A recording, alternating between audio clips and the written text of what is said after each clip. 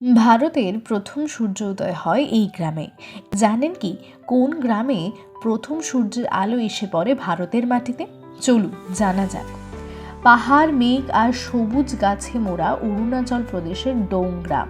হ্যাঁ, চীন ও মায়ানমারের সীমান্তে অবস্থিত ডোং গ্রামেই প্রথম ভারতের সূর্যোদয় হয়। এখানে সূর্য মামার দেখা মেলে ভোর 4:30 নাগাদ। 1999 সাল পর্যন্ত মনে করা হতো আন্দামানের কাটচাল দ্বীপে প্রথম সূর্যোদয় হয়।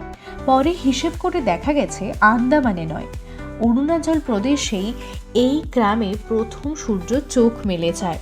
শীতকালে এখানে 5:54 নাগাদ সূর্যোদয় হয় এবং সূর্য অস্ত যায় বিকেল 4:30 নাগাদ। সাধারণত দেশের বাকি অঞ্চলের থেকে এই গ্রামে সূর্য উদয় হয় 1 ঘন্টা আগে, আর ক্রমে ক্রমে সেই আলো ছড়িয়ে পড়ে দেশের বাকি প্রান্তে। আর এই সূর্যোদয়ের অপরূপ দৃশ্য দেখার জন্য পর্যটকদের ভিড় জমে এই স্থানে। এমনই অনেক অজানা তথ্য কাহিনী পেতে সাবস্ক্রাইব করুন আমাদের জানা যাক চ্যানেলটিকে।